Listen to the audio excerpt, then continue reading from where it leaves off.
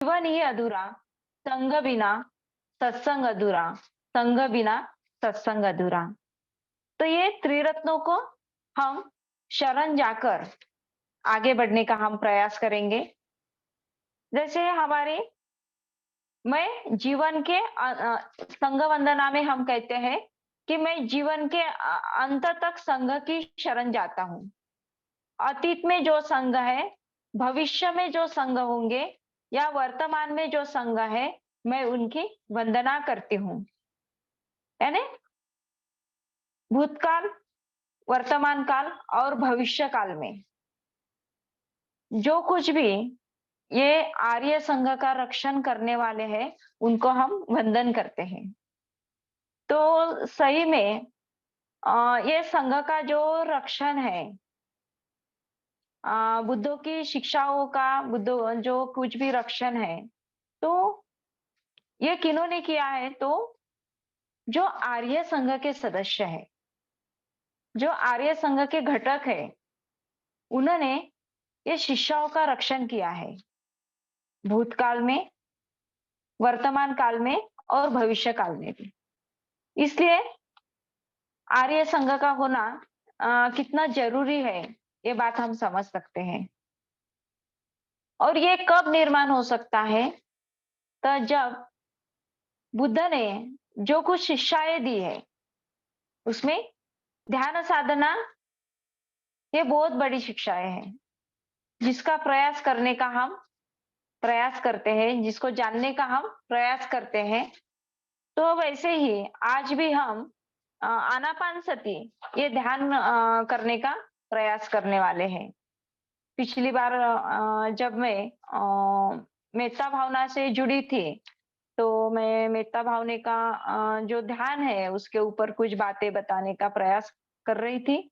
और आज हम आनापानसति ध्यान का सराव करने जा रहे हैं। तो आनापानसति ध्यान का सराव करने के लिए हमें कुछ तैयारी करनी पड़ती है। जैसे कि अभी हम ऑनलाइन सब जुड़े हुए हैं, है ना? तो हमें सबको ऑनलाइन जुड़ना है, यह हमारे मन की पहली तैयारी थी कि हमें 6:30 बजे दिल्ली केंद्र में ऑनलाइन जुड़ना है। सब जन हम ऑनलाइन जुड़े, उसके बाद हमने सुंदर सी पूजा ली है, गौतम जी ने सुंदर सा संचालन किया है, त्रिरत्न वंदना हमने ली है। तो ये क्या है? तो हमारी एक प्रकार से ध्यान की पूर्व तैयारी है, यानी जिसको अप्रत्यक्ष ध्यान पद्धति हम बोल सकते हैं।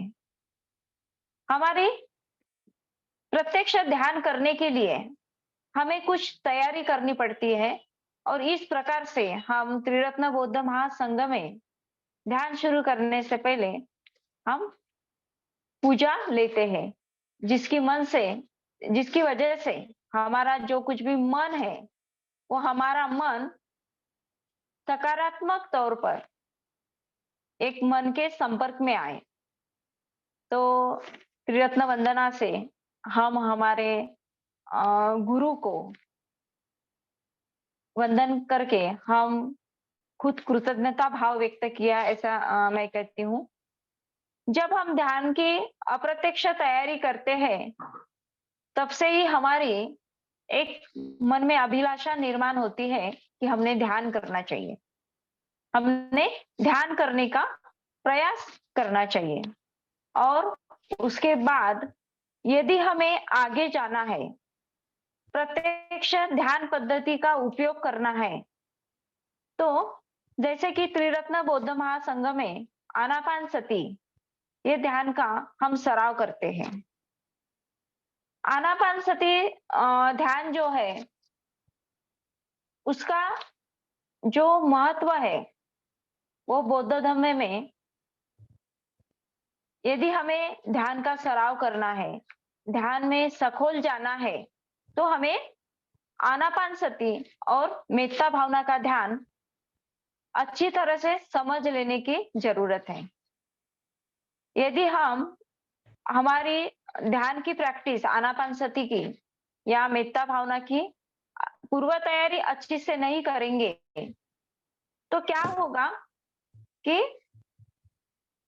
जो कुछ भी, जैसे हम एक आधी बिल्डिंग बनाते हैं, तो बिल्डिंग बनाते समय हमें मालूम है कि उसके जो पिलर है ना? ये मजबूत लेने पड़ते हैं, या उसका जो बेसिक है, वो बेसिक को मजबूत बनाना पड़ता है। यदि हमने बेसिक मजबूत नहीं बनाया, तो अच्छी तरह से हम बिल्डिंग निर्माण नहीं कर सकते। और आप सभी को मालूम है कि जब हम अच्छी बिल्डिंग बनाना चाहते हैं, तो हमें उसके पिलर, उसका बेसिक अच्छे से बनाना पड़ता, मजबूत बनाना पड़ता, तभी हम इमारत निर्माण कर सकते हैं। और यदि हमने बेसिक या पिलर अच्छे से मजबूत नहीं बनाए, तो सभी को उसका जो परिणाम है, वो भी मालूम है। यदि हमने बेसिक अच्छा नहीं बनाया, तो वो बिल्डिंग कभी ना कभी हमें धोखा दे सकती है। तो जीवन में जब हम आध्यात्मिक जीवन का प्रयास कर रहे हैं, तो हमें आनापानसति और मेत्ता भावना, ये जो है हमारा बेसिक है। यदि उसको हमने अच्छे से नहीं समझ लिया, हमारे मन के तौर पर, नहीं क्या? हम दूसरों को समझाने में बहुत सरल है, नहीं क्या? जैसे मैं भी आपको समझा रही हूँ, तो समझाने में सरल लगता है।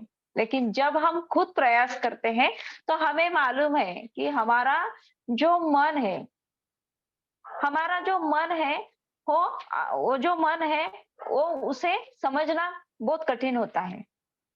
वो कठिन क्यों होता है? क्योंकि मैं बार-बार एक बात ज़्यादा बोलती हूँ कि हमारे ऊपर जो संस्कार है, वो संस्कार का जो परिणाम है, वो हमारे मन पे ज़्यादा होता है। दैनंदिन जीवन में जब हम व्यवहार करते हैं, तो व्यवहार के कारण हम बहुत बार हमारे स्वभाव के तौर पर व्यवहार करते हैं, और दैनंदिन जीवन का व्यवहार का परिणाम जब हम ध्यान करने में बैठते हैं, तो अब हमें सभी को मालूम है कि 20 मिनट, आधा घंटा ध्यान करने में हमें कितने प्रयासों से गुजरना पड़ता है, नहीं क्या? कितनी तकलीफें होती है, कितने अटकाव आते हैं, नहीं क्या? तो इसलिए हमें पहले ये समझना है कि हमारा ध्यान करने का उद्देश्य क्या है? हमारा ध्यान करने का उद्देश्य क्या है? मैं ध्यान किस लिए करती हूँ? जो कुछ भी मैं ध्यान करने का प्रयास करनी हूँ, तो किस लिए करती हूँ? निश्चित तौर पर मैं ये बता सकती हूँ कि यदि हम सब जुड़ने का प्रयास करते हैं, और जैसे गौतम जी ने बताया है कि हम 3 साल से जुड़ रहे हैं, तो कुछ ना कुछ तो हमें ध्यान का हमने कुछ ना कुछ तो अनुभूति ली ली होगी। कुछ ना कुछ तो हमें उसके बारे में हमें हमारे मन में कुछ ना कुछ तो हलचल जो है, वो हमने समझने का प्रयास किया होगा। तो जैसे कि हम हमारे संस्कार और स्वभाव के कारण बिखरे हुए होते हैं, हमारा मन चंचल है, नहीं क्या?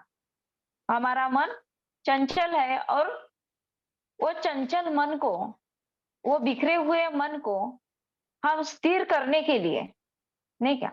हमारे विचारों को पहचानने के लिए, हमारे संस्कार को पहचानने के लिए, हमारे स्वभाव को पहचानने के लिए, हम हमारा जो मन है, वो एकाग्र और स्थिर करने का प्रयास करते हैं। तो जब हम ध्यान का प्रयास करते हैं, तो हमारी जो बिखरी हुई ऊर्जा है, वो हमें संगठित करने का प्रयास करते हैं, जिसे हम हमारे जो स्वभाव है, संस्कार है, और धम्म का जो स्वभाव है, मैं बार-बार ये 2 बातें ज़्यादा बोलती हूँ, क्योंकि मेरा अभी मैं हर दिन थोड़ा-सा प्रयास कर रही हूँ प्रैक्टिस का, तो मुझे पहले ये बात नहीं समझती थी। लेकिन अभी मुझे बार-बार ये समझता है कि जो हमारे संस्कार स्वभाव है, यह हमें धम्म जीवन जीने के लिए अटकाव है। नहीं क्या, बाधाएँ हैं। जैसे ध्यान के लिए, ध्यान में जो कुछ भी बाधाएँ हैं, तो हमें आगे आप कभी मुझे मौका मिला तो मैं बताऊँगी। लेकिन बार-बार हम सहजता से यदि सरल स्वभाव से देखे जाए धम्म की ओर, तो हमें वो फ़र्क जो डिफरेंट है उसका वो ख़्याल में आ जाता है। जैसे कि हमारा स्वभाव है और धम्म का स्वभाव है। ये तो हम थोड़ा-सा जानने का प्रयास कर रहे हैं। त्रिरत्न बौद्ध महासंघ में आकर ये हम थोड़ा जानने का प्रयास कर रहे हैं कि धम्म का स्वभाव क्या है और हमारा स्वभाव क्या है। और ये भी बात हमें स्वीकारनी है। बहुत बार क्या होता है कि धम्म ऐसा है, धम्म वैसा है, धम्म ये कहलाता है, धम्म वो कहलाता है, ऐसे हम बातें करते हैं। और ऐसा लगता है कि हम बहुत आध्यात्मिक प्रैक्टिस कर रहे हैं या हम बहुत धम्म को समझ रहे हैं। लेकिन ये क्या है? ये हमारा अज्ञान है। मुझे खुद को ऐसा लगा कि बाप रे! हम कितने बताते थे धम्म में है, हमारा क्लास में ऐसा हुआ, हम हमारे क्लास में वैसा हुआ, ये धम्मचारी ने ऐसा प्रवचन दिया, वो वही हम बताते हैं, लेकिन दूसरों को बताते हैं। लेकिन खुद के लिए हमें समझना है तो हमें धम्म तो है ही, लेकिन हमारे साथ हमारा संस्कार जुड़ा हुआ है। हमारे संस्कार जुड़े हुए हैं और वो हमारे साथ है, तो ये बात हमने समझनी चाहिए कि हमें संस्कार भी हमें स्वीकारना है और धम्म का स्वभाव भी हमें स्वीकारना है। संस्कार को भी हमें देखना है और धम्म संस्कार को भी हमें देखना है और दोनों को भी स्वीकारना है।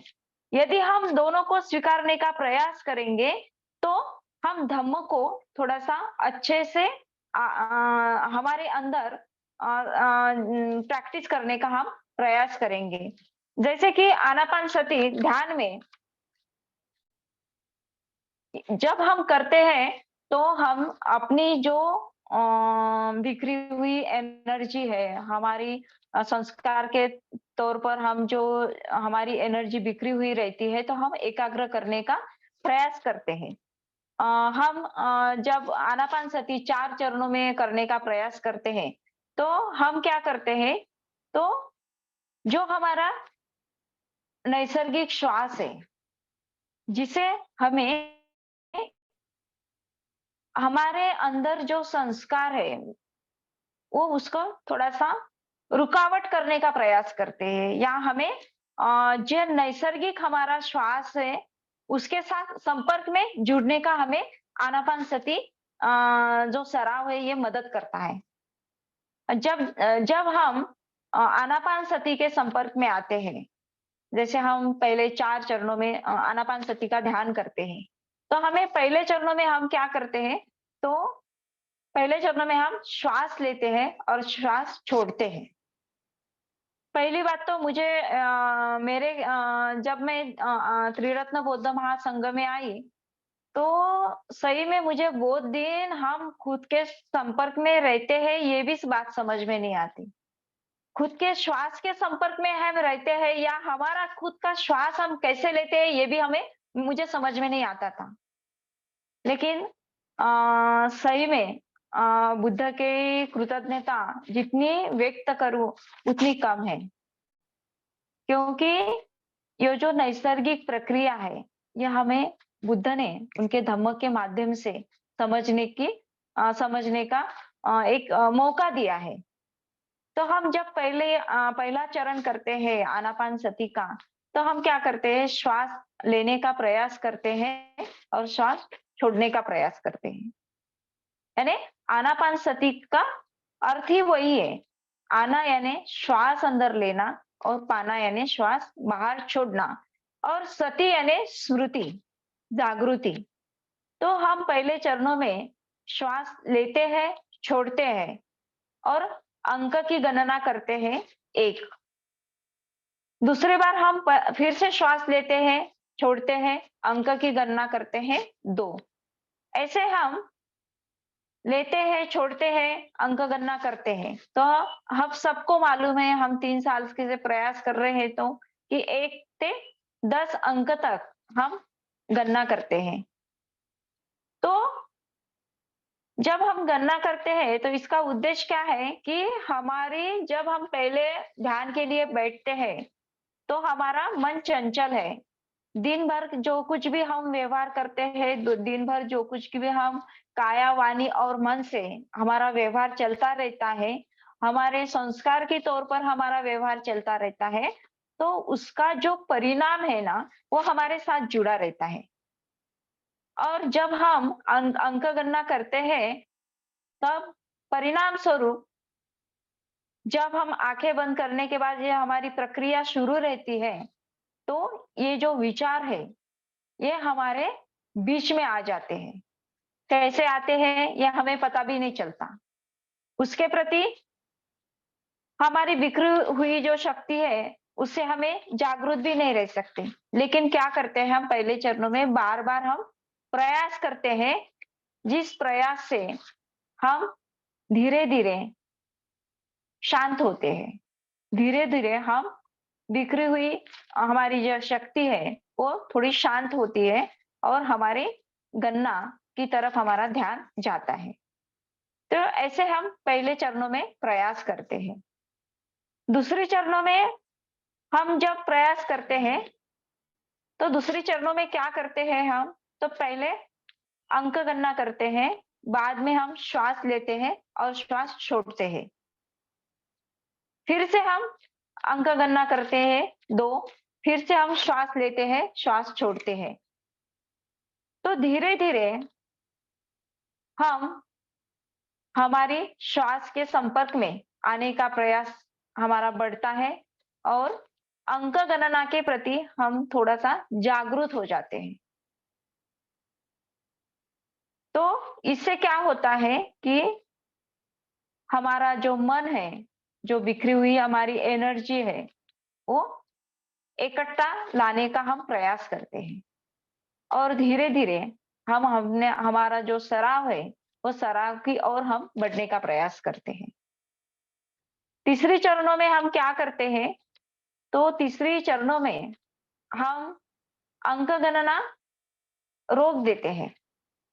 वो क्यों रुकवाते हैं कि थोड़ा-सा हम खुद के संपर्क में आने का प्रयास करते हैं। थोड़ा हमारा जो मन है, हमारी बिखरी शक्ति है, वो थोड़ी-सी एकाग्र होने के हमें ऐसा लगता है कि हम थोड़ा-सा एकाग्र हुए हैं और हमने तीसरी चरणों में जाना चाहिए। तो तब हम धीरे-धीरे हमारा जो श्वास है, तो श्वास के संपर्क में हम आते हैं। यानी जो बाहर की बिखरी हुई शक्ति है, उसके उसके ब उसको थोड़ा-सा बाजू में कार्य कर बाजू में यानी रख कर, हम श्वास जो ले रहे हैं या हम छोड़ रहे हैं, फिर से हम श्वास ले रहे हैं, फिर से हम श्वास छोड़ रहे हैं, इसका हम प्रयास करते हैं। तो तब हमें लगता है कि श्वास जो है, वो हमारी अंदर है। हमारी आंतरिक जो प्रक्रिया है, उसमें हम थोड़ा-सा देखने का प्रयास करते हैं। जिस श्वास के ऊपर हमारा पूरा जीवन है, सभी को मालूम है कि श्वास के बिना हम जी नहीं सकते। इसकी जो अनुभूति है, इसका जो अनुभव है, हम सभी ने कोरोना काल में लिया है। इसकी अनुभूति हमने कोरोना काल में ली है कि श्वास हमारे जीवन में कितना महत्वपूर्ण है। तो इस कोरोना काल में हमें हमें सच्चाई जितना वैसे भी हम प्रयास कर रहे थे, लेकिन उसकी जो सच्चाई है, उसकी जो अनुभूति है, हमने कोरोना काल में लेने का प्रयास किया है। हमारे बहुत सारे भाई-बहन को हमने खोया है।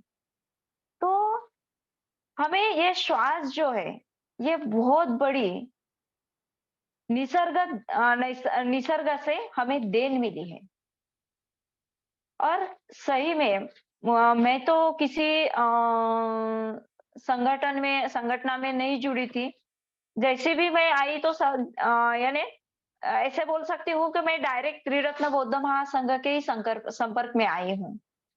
तो ये जो श्वास का अनमोल ऐसा मोल है, वो सही में संघ में हमें जानने का प्रयास किया है, संघ में हमें जानने को मिला है।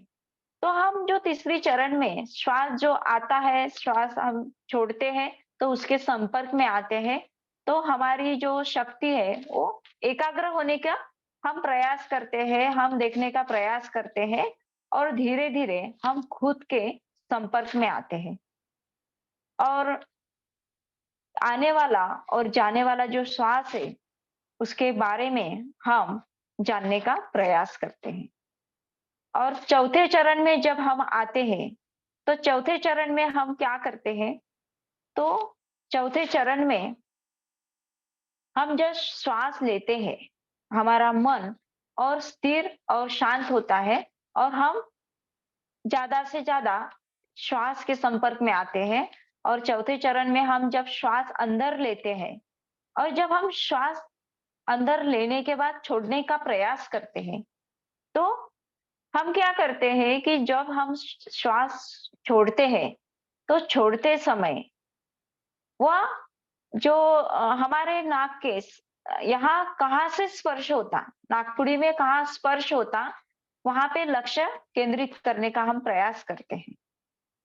तो ये आनापानसति करने से हमारी जो एकाग्रता है, हमारी जो स्थिरता है, हमारी जो शांति है, तो वो आंतरिक तौर पर हम उसकी जो अनुभूति है, वो लेने का प्रयास करते हैं और हमारा आनापानसति का जो सराव है और कैसा आगे ले जाने जाए, उसके लिए हम सातत्य से हमें प्रयास करने की ज़रूरत होती है।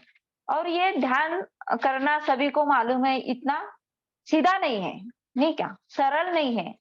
तो उसके लिए हमें हमारी जो सहनशीलता है, वो सहनशीलता बढ़ानी पड़ती है।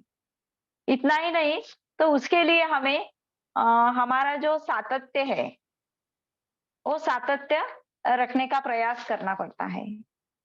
अ, हमें सातत्य से प्रयत्नशील रहने का प्रयास करना पड़ता है, जिसकी वजह से हम हमारी वर्तमान में बुद्ध ने जो बुद्धत्व की प्राप्ति की है, जो बुद्धत्व का अनुभव लिया है, तो हम इतना आगे नहीं बढ़े, लेकिन कुछ तो उसमें है।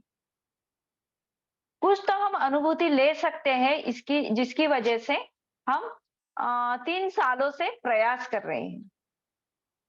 कुछ तो हम हमारे मन को जानने का प्रयास कर रहे हैं। कुछ तो हम हमारे बिखरी हुई एनर्जी को इकट्ठा लाने का प्रयास करते हैं। कुछ तो हम हमारे मन को शांत रखने का प्रयास करते हैं। जैसे धम्मपद में कहते हैं, भगवान बुद्ध धम्मपद में कहते हैं,